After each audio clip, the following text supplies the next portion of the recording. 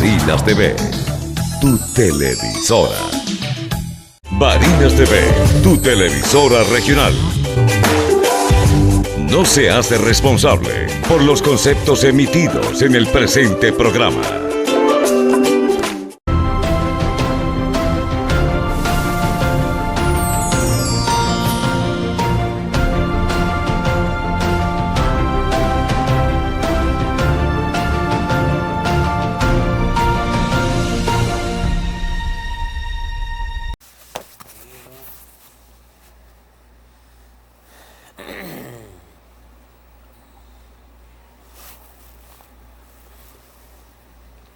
Hola, muy buenas tardes para todos, pueblo de Barinas. Bienvenidos en esta tarde aquí a compartir con nosotros en Dialogando con el doctor Henry Mora en esta nueva versión, en esta entrevista. Quien nos acompaña el día de hoy, ya uno de los doctores que nos ha acompañado en diversas entrevistas, conocido para todos ustedes, el doctor José Reyes Dorantes. Él es médico cirujano egresado de la Universidad Francisco de Miranda, médico especialista en medicina interna, jefe del servicio de medicina interna y del posgrado de medicina interna del Hospital Dr. Luis Racetti, además coordinador del área de triaje respiratorio del Hospital Dr. Luis Racetti. Bienvenido, doctor. Muchas gracias nuevamente por la invitación. Siempre agradecido compartir este espacio que, si bien es cierto, siempre va a ser dialogar en función de un tema de interés para la colectividad de nuestro estado de Barinas, pero sobre todo tocando tópicos en el área de salud, que siempre va a ser de gran interés para el desarrollo y el ejercicio de la medicina en nuestra localidad. Bien, en esta oportunidad el doctor José Reyes nos acompaña para hablar de uno de los temas de bastante controversia que para nosotros es prácticamente o sigue siendo de reciente aparición, pero que ya tiene ciertos años en el curso de una enfermedad que ha sido una de las patologías que ha atropellado más a la sociedad, como es el caso de la COVID-19. El día de hoy, doctor, quisiéramos que compartiéramos de manera práctica básicamente el origen, de dónde viene esta enfermedad. Desde sus inicios hubo diversas controversias, se hablaba de que era un virus de orden de un arma biológica creada para disipar la humanidad y que pudiese también corresponder básicamente a la historia natural de una enfermedad que no se le dio un seguimiento desde el punto de vista sanitario, pero me gustaría que usted hiciera esa aclaratoria en base a la experiencia. Bueno, diversas enfermedades siempre van a tener y van a jugar un papel importante en la formación por el impacto que tiene desde todo punto de vista, un impacto desde el punto de vista sanitario, un impacto social y, por qué no, hasta un impacto político en el mundo. Y aunado a eso, muchas enfermedades tienen eso que uno cataloga como mitos y leyendas, o mitos en ciertos aspectos sobre el desenvolvimiento de estas enfermedades. El COVID no se escapa de esta realidad. Sin embargo, yo pudiese acotar hoy por hoy, en el año de 2024, que desde su origen, que fue en el 2019, específicamente el 31, finalizando ese año, cuando en una provincia china, en Wuhan específicamente, se dan los primeros casos de neumonía atípica, un comportamiento inusual de esto, que teniendo repercusión, recordando un poquito desde el punto de vista fisiopatológico, el comportamiento de la enfermedad, desde el punto de vista hematológico, los pacientes presentaban alteración hematológica, sin embargo fueron catalogados como neumonías atípicas. Esto, como tú bien lo has dicho, conllevó a que se activaran las alarmas epidemiológicas, comenzando a investigar el fondo de esta enfermedad. Es allí donde posteriormente desde el punto de vista de estudios microbiológicos, de acuerdo a la estructura de este virus, es donde se cataloga que entra dentro de los coronavirus por su aspecto microbiológico. Como bien lo estoy diciendo, se ha dicho hoy mucho acerca de esta enfermedad catalogada ya en el año 2020, específicamente en marzo, como una pandemia por la Organización Mundial para la Salud, ciertos mitos. Pero lo que sí es cierto es que vino esta enfermedad de alguna manera a retumbar un poco acerca de los cuidados estrictos que tenemos que tener por la facilidad de transmisibilidad de esto y que repercutió en diferentes etapas de la vida a los miembros de la sociedad, no solamente conllevando a secuelas, sino que a muchos, lamentándolo mucho, como se catalogaba cada vez que perdieron la batalla ante esta enfermedad. Doctor, desde el punto de vista del gremio médico, ya desde hacía años se estaban dando diversas alertas epidemiológicas a fin de que se estaban descuidando los cercos epidemiológicos de una primera epidemia que fue dada por el SARS-CoV-1 años anteriores y que se decía ese virus iba a ser el precursor de una enfermedad mucho más transmisible y que más adelante nos llegaría a nosotros a representar una pandemia. ¿Qué ocurre desde el punto de vista sanitario en el momento en el que ya prácticamente se predice lo que va a pasar desde el punto de vista de la mutación de estos virus? Históricamente, hablando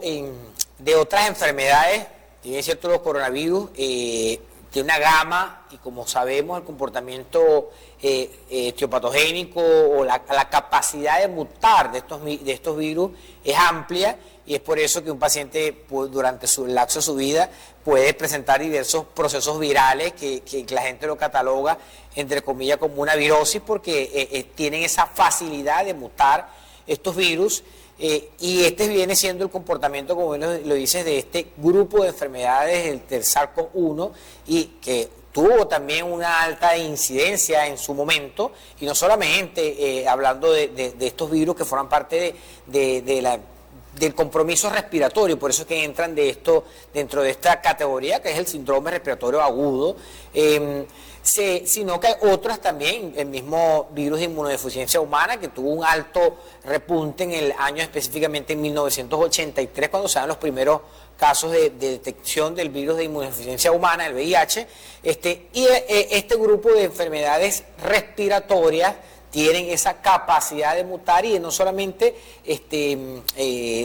ocasionar daños desde el punto de vista respiratorio, sino que también, dado al comportamiento etiopatogénico o fisiopatológico, estas repercuten a otros órganos, por ende el comportamiento es un comportamiento sistémico, hay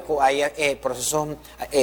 inflamatorios a nivel del sistema nervioso central, alteración hematológica, alteración hepática, entre otros órganos que hemos visto, según la experiencia, que también tiene una repercusión importante.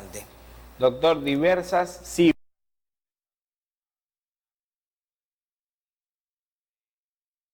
de una proyección incluso a futuro de la transmisibilidad, la letalidad, de los casos graves, de los pacientes asintomáticos, pero en orden de ideas, ¿cómo estamos en COVID desde el año 2019 hasta ahorita, 2024, en base a lo que es los procesos de morbimortalidad en referencia a la COVID-19? Como le dije en la introducción, fue una enfermedad que como de alguna manera nos catalogamos, somos la sociedad médica, científica, nos enseñó y obligó a las principales, empezando por la Organización Mundial para la Salud, la sociedad científica, a modificar ciertas conductas en cuanto al tratamiento. Hubo errores y hay que aceptarlos al inicio del tratamiento. Cabe destacar que en Venezuela y específicamente en Barinas, los primeros casos se dieron fue en el 2020, específicamente porque hubiese ese primer caso, por lo menos un paciente hospitalizado, desconozco los asintomáticos estando en su casa, que fue en agosto del 2020, el comportamiento actual en cuanto a incidencias, ahí fueron aumentando el número de casos a partir de ese momento, ahí se extremaron las medidas acerca para evitar la transmisibilidad, el uso del tapaboca, el distanciamiento y el confinamiento de las personas para evitar que este número siguiera aumentando en ese momento. Cabe destacar que a partir de ese año la cantidad de pacientes hospitalizados, incluso muchos se manejan de su casa, fue un gran número importante en el mundo, en Venezuela y en nuestro estado, y específicamente en el Hospital Dr. Luis Reciente, que funge aún, porque aún tenemos la unidad de triaje respiratorio como el hospital satélite nombrado así por el Estado venezolano. De tal manera que sí ha venido en descendencia, la enfermedad ha venido en descendencia el número de casos.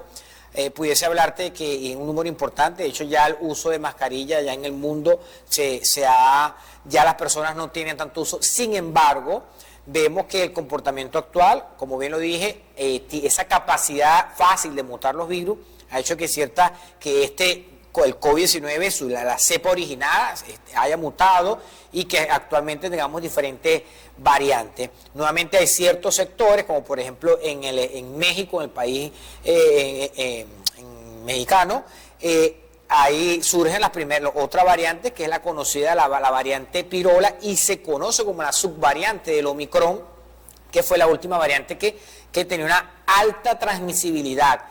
A pesar de que no tenía un componente letal importante, pero sí tenía una alta transmisibilidad y por ende hubo muchos casos, pero dado, como estoy diciendo, a que desde los inicios, a pesar de que hubo mucha improvisación en el tratamiento, ya la colectividad incluso sabe que del manejo de estos pacientes cuando hay síntomas típicos de COVID-19 es fundamental el reposo, el tratamiento sintomático, el no uso de los antibióticos en pacientes que no lo ameriten, y esto ha mermado un poco la situación. Las personas no es que se automedican, sino que por lo menos si saben que tienen estos síntomas, tienen que tomar las medidas de reposar, de evitar contacto con otras personas, para evitar que esto se siga multiplicando dentro de su entorno. De tal manera que la sociedad sí ha aprendido, como eso vino a batuquear a la sociedad en el mundo, y las personas ya saben cómo es el comportamiento. La cantidad de muertos que hubo en diferentes familias vivieron esa experiencia de muertes de familiares cercanos, de cuáles y cómo era incluso la manera del deceso de estos pacientes, que no se podían ni siquiera exponer a hacer actos de violación con sus familiares, sino que tenía que ser inmediatamente por el mismo comportamiento de la enfermedad. Doctor, ya hoy por hoy, 2024, ya se conoce prácticamente mucho de lo que no conocíamos cuando inició esta pandemia respecto a la fisiopatología de esta enfermedad. Hablando de qué es lo que pasa en nuestro organismo una vez que la persona entra en contacto con el virus, cómo pudiésemos darle de manera práctica a los televidentes qué es lo que ocurre. O sea, darle a entender de que no es, digamos, una gripecita normal lo que está ocurriendo en el cuerpo, sino que es algo a lo que realmente hay que prestarle atención. Bueno, esto permitió a que se clasificara el COVID entre el COVID leve, moderado, severo y crítico, ¿ok? Y va a depender de la sintomatología. Un COVID leve, asintomático, aquel paciente que no presenta ningún síntoma puede estar en contacto, y se puede determinar posteriormente cuando se haga un laboratorio de anticuerpos y dice, mire, tuvo en presencia de COVID, no sintió nada el paciente. COVID leve, eso lo guiamos bajo ciertos parámetros clínicos, si el paciente tiene una saturación enmarcada de unos parámetros que nos permiten si es leve, moderado, severo la saturación, para clasificarlo como leve, moderado. Ya el moderado severo, que es aquel paciente que se maneja en centros hospitalarios, y el crítico en terapia intensiva. Pero ese paciente que tiene síntomas leves, el paciente que estoy hablando, que es el que se maneja en casa, con tratamiento sintomático y con el reposo adecuado, la alimentación adecuada para estar. Y si se asuma algún otro signo de alarma, como por ejemplo trastornos neurológicos, evidentemente trastornos del patrón respiratorio, que tengan dificultad respiratoria acentuada, y que muchos pacientes aquí han podido manejar lo que conocemos como el oxímetro de pulso, que ya incluso saben, mire, está saturando tanto por ciento. Si ven que el paciente tiene una saturación menor de 92% para una saturación importante, pues debe acudir a un médico especialista o a un centro hospitalario especializado donde se le dé el tratamiento adecuado, y evitar, así como lo dije, que se hizo al comienzo de la pandemia, muchas improvisaciones que incluso la OMS posteriormente fue corrigiendo en lo que a medida del tiempo fuimos conociendo el comportamiento patogénico de la enfermedad. Doctor, han surgido diversas hipótesis respecto a el manejo del paciente COVID. Y esto es importante aclararlo porque lo mencionaba en alguna de las aclaratorias que hacíamos ahorita, hace un instante atrás. en base al no uso de antibióticos de entrada en este tipo de pacientes,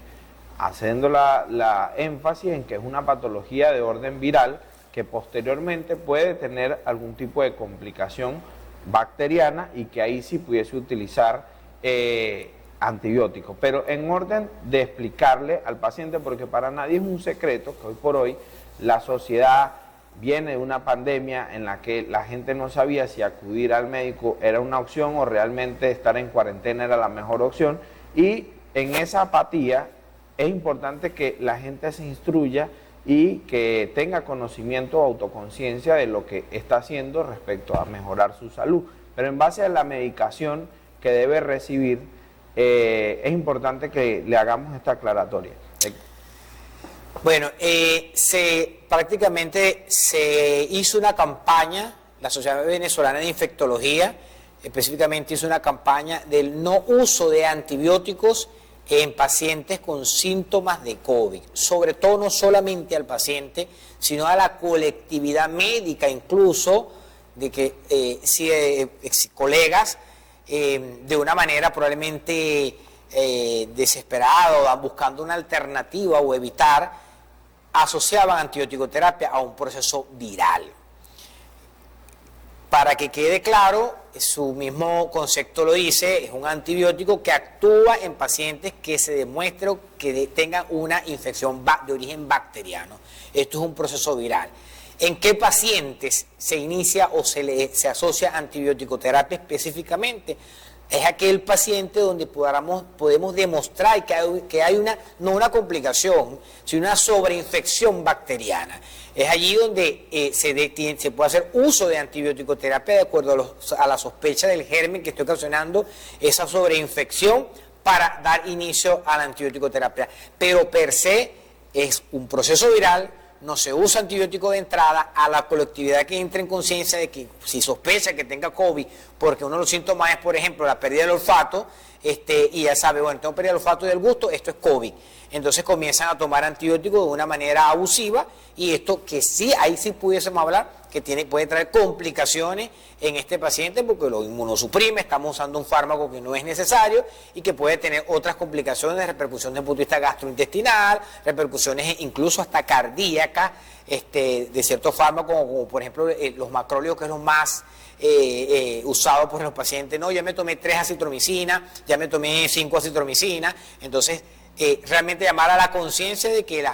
no todas las enfermedades ameritan antibióticos, o las enfermedades que sepamos o que sospechemos de infección bacteriana, y que ningún proceso viral se trata con antibióticos si no se demuestra que haya sobreinfección. Bien, y no se despeguen de las pantallas, vamos a un espacio publicitario y ya regresamos. COVID-19.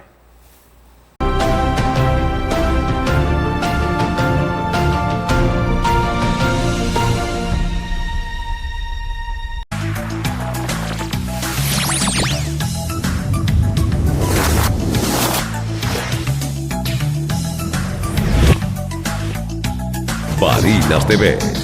tu televisora.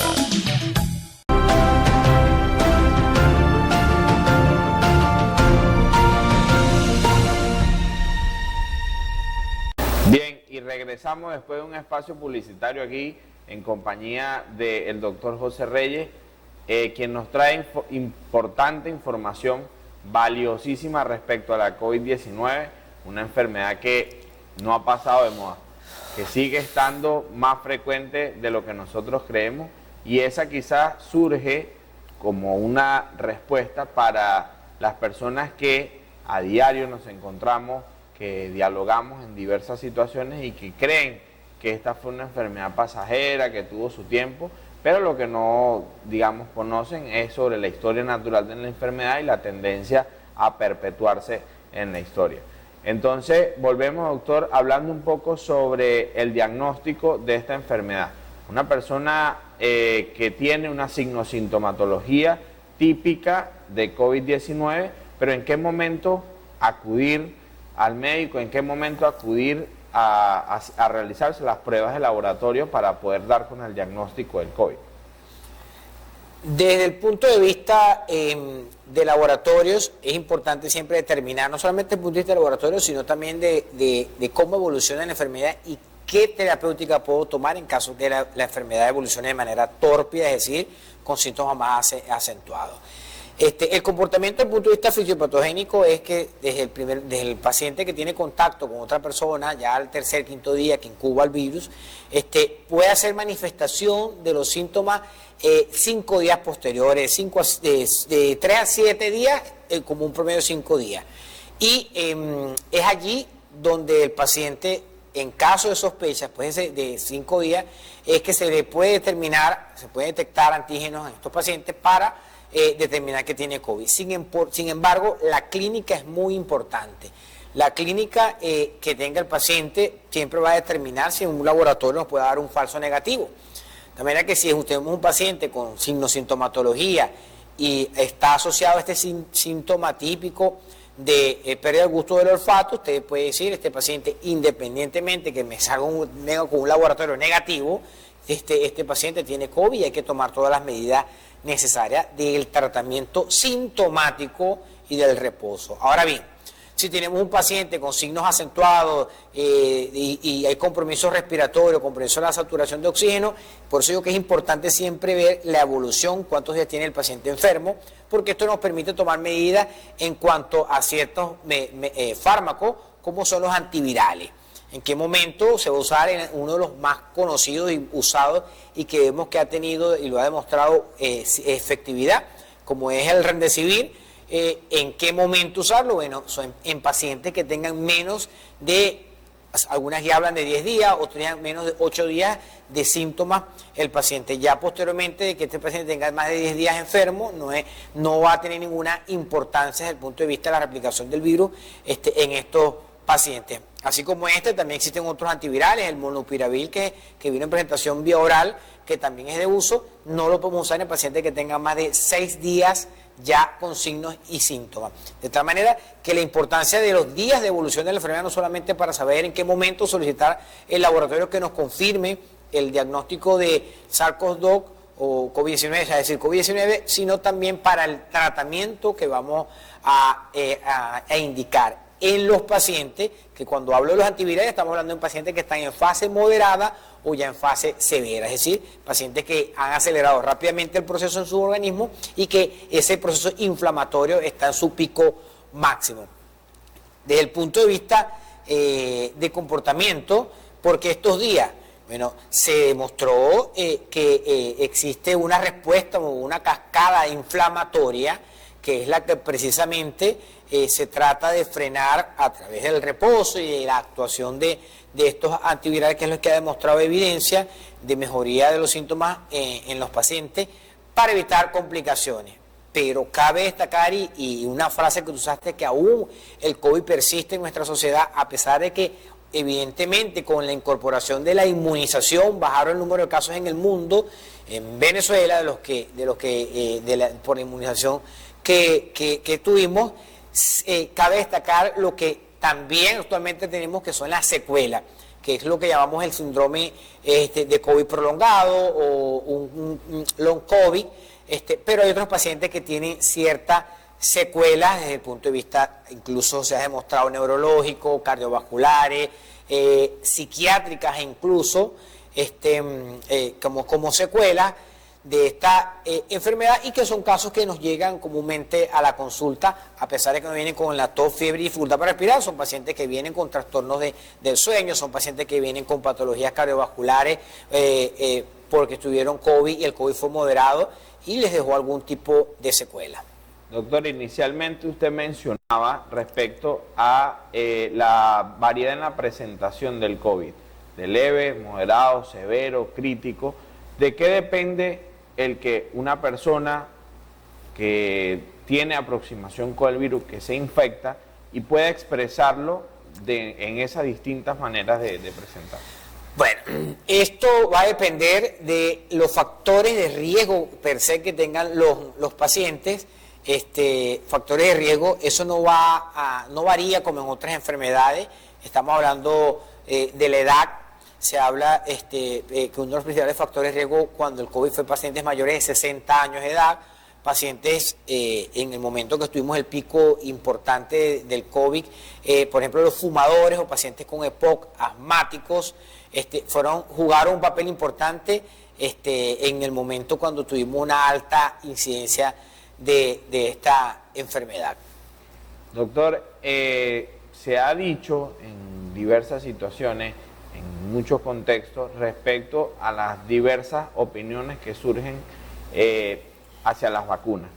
Desde el momento en el que se inicia la presentación pues, de la enfermedad en el año 2019, creo que el apuro, la aceleración en buscar, digamos, una alternativa era una vacuna. Ya luego de que surgen las vacunas, unas aprobadas en fase, digamos, de experimentación, pero ya aprobadas para la aplicación o el uso en humanos, ya luego surgen diversas complicaciones a partir de vacunas. Incluso hay estudios recientes de vacunas que están dando unas presentaciones desde el punto de vista de coagulación intravascular, de SBO, que digamos predisponen a este tipo de pacientes y que quizá entonces surge la duda del paciente de poder aplicarse estas vacunas. Hablando de vacunas, ¿qué podemos decirle a los televidentes de las vacunas que han sido creadas, cuáles están aprobadas, cuáles no? Cuando se conoció el genoma, que también lo dije al inicio, de este virus, la Organización Mundial para la Salud, también la Organización Panamericana de Salud, la industria farmacéutica se vio en la obligatoriedad, dada la cantidad de muertos y de pacientes infectados por COVID-19, de acelerar el proceso de la colocación de vacunas en alguna... Sabemos desde el punto de vista médico que la fabricación de vacunas lleva diferentes fases para la aprobación y evidentemente ya se pueda suministrar en todo el país o en los países que así lo deseen. El COVID, bien lo dijiste, se hicieron diferentes vacunas que fueron sometidas, vacunas con virus inactivos, para crear respuesta inmunológica, es decir, para crear anticuerpos en nosotros, en los seres vivos, vacunas en base de proteínas, vacunas de acuerdo al ARN mensajero, que son códigos desde el punto de vista genético. Sin embargo, vuelvo y repito, nunca va a dejar de existir ciertas cosas que se pueden decir en la sociedad que no tienen fundamento científico, si tienen algún tipo de complicación o presentan después estas vacunas que reciben esta inmunización. Yo pudiese hablarte con certeza y soy pro vacuna, o sea, promuevo el hecho de que la sociedad reciba la inmunización adecuada. Si el paciente llegase a presentar alguna reacción adversa a cualquiera de este grupo de vacunas que, vuelvo y repito, se distribuyeron en el mundo, pues tienen de alguna manera que ver esas complicaciones específicas, si uno desde el punto de vista hematológico, si el paciente presenta algún tipo de reacción y hay repercusión en los valores hematométricos, o sea, el paciente tiene descenso de plaqueta, descenso de algún valor desde el punto de vista de la hematología o alguna otra complicación, incluso las complicaciones locales. Pienso que las vacunas pueden conllevar, no solamente estas, sino que las otras vacunas ya reconocidas y con alta experiencia, a reacciones adversas. Sin embargo, vuelvo y repito, a pesar del corto periodo en que se dio, conllevó a que se vacunara a la sociedad mundial, no se reportaron un número importante que conllevara a decir esta vacuna no te la puedes colocar, vamos a restringir tal vacuna, o se va a restringir el uso de cierta vacuna por haber presentado reacciones o complicaciones de la misma. Cabe destacar que actualmente, como bien lo de la misma mutación del virus, actualmente estamos hablando, como lo dije, de una subvariante del Omicron, que fue también importante el año pasado, por fácil transmisibilidad. Esta variante, subvariante, se conoce como JN1, la pirola. Actualmente existe ya la vacuna catalogada como la vacuna bivalente, que nace porque te requiere o te da inmunidad contra la cepa original de COVID y la cepa del Omicron, que es similar a esta pirola. Entonces, actualmente en nuestro país no se encuentra disponible. Cabe destacar que aquí no se ha reportado ningún caso de esta nueva subvariante del Omicron en nuestro país. Sin embargo, ya hay ciertas alertas de que diga que por la fácil transmisibilidad debemos estar muy alertas y precavidos ante la presencia de esta nueva subvariante, que desde el punto de vista de los signos y síntomas siguen siendo los mismos: el dolor de garganta, malestar general, fiebre, y en algunos pacientes con compromisos respiratorios si tiene factores de riesgo, como te lo dije anteriormente. Actualmente solamente esta vacuna se encuentra disponible en los Estados Unidos y en parte del continente europeo. Doctor, en base a recomendaciones, ya desde el punto de vista del ejercicio profesional, de su experiencia clínica, recomendaciones para aquellos pacientes que cursan con una sintomatología leve o aquellos que cursan una sintomatología moderada o que evidencian ese proceso de transición entre lo leve, lo moderado. Recomendaciones desde el punto de vista clínico. Los pacientes que tienen sintomatología leve, tratamiento sintomático, pacientes que ya se han moderado, acudir a médicos especialistas y o centros hospitalarios, nuestro centro hospitalario que tenemos en nuestra ciudad, que es el Hospital Dr. Luis Racetti, donde tenemos aún el área de triaje respiratorio, el área de COVID, como también se le conoce, para que reciba un tratamiento adecuado y oportuno y evitar las complicaciones, o lo que es peor aún, que el paciente tenga mucho compromiso y, lamentándolo mucho, pueda fallecer. De tal manera que un llamado a la conciencia de la colectividad en general de si tiene algún signo y síntoma, acuda de manera oportuna a su médico de confianza o al centro hospitalario de su confianza, de su acceso, perdón, para que evitar improvisaciones y evitar mal manejo o manejo inadecuado que te conlleve más bien a que el paciente evolucione de manera tórpida. Doctor, en base a las medidas sanitarias, que quizás fue uno de los temas también más controversiales, habían quienes apostaban a que sí debían hacer el distanciamiento social, otros a que sí habían que hacer el lavado de manos, que había que hacer cuarentenas de 40 días, que se redujeron a 15, que se redujeron a 7, que hacían cuarentena los hombres, que por otro lado las mujeres. En base a esas medidas sanitarias que se implementaron no solo aquí en Venezuela, sino en el mundo, ¿qué nos puede hablar en base a esa experiencia? Bueno, para aclarar, nosotros nos apegamos a las normas mundiales de la OMS. O sea, cuando ya se activaron las alarmas tuvimos que desactivó en todo el mundo y se activaron las medidas que, si bien eran medidas fáciles, el uso de tapaboca o mascarillas herméticas que cubrieran totalmente las vías respiratorias, la nariz y la boca, para evitar que por esa transmisibilidad a través de las gotas de saliva por el paciente que estornudara o tosiera, en una distancia corta, menos de 1 metro, se contagiara con facilidad. Yo pienso que a pesar de que ya se bajaron el número de casos de manera importante en el mundo, por lo que le dije, la inmunización jugó un papel importante, aunque algunos no crean en eso, pero la inmunización jugó un papel importante. Pienso que las medidas, si bien es cierto, no tienen que mantener estrictamente, nosotros que estamos en el medio médico, las medidas de bioseguridad existen, no con el virus, no con el COVID, no con la pandemia, siempre han existido, y el lavado de manos ante un procedimiento, ante de evaluar a un paciente, sobre todo en el área pediátrica, antes de evaluar a cada paciente, es una medida que la tenemos que tener siempre presente los que somos trabajadores de la salud, no solamente el médico, también el personal de enfermería, el bioanalista, cualquier persona que trabaja en un centro de salud tiene que tener esta medida. El uso de tapaboca, si vamos a estar ante un paciente que tiene síntomas respiratorios, tenemos que usar tapaboca. Si estamos en el medio donde hay pacientes que tienen este tipo de sintomatología, tenemos que hacer uso de tapaboca para poder evaluar a estos pacientes. De tal manera que esas medidas aún se mantienen, no por el coronavirus. Yo pienso que siempre han existido. Usted no va a un quirófano y no va a operar a un paciente, en el caso de los cirujanos, sin un tapaboca, a pesar de que ese paciente no vaya a pegar una enfermedad, pero son medidas que evitan el contacto de fluido, en este caso con los pacientes, y evitamos así complicaciones.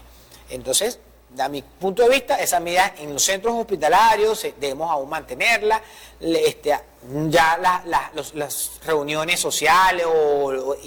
de cualquier índole actualmente no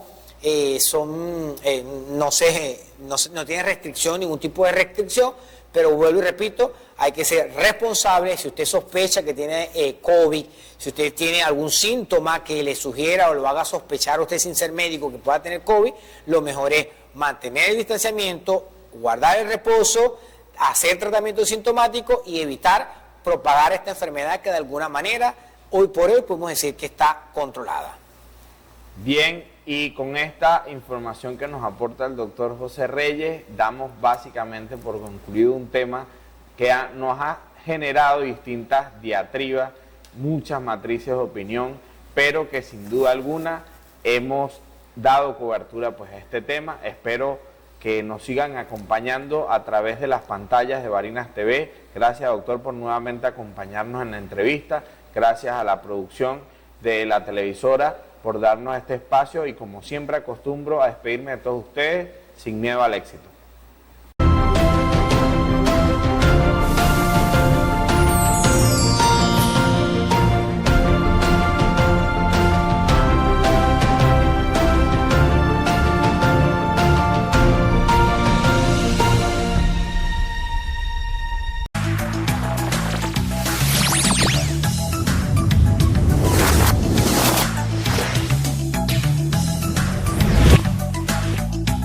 Barinas TV, tu televisora.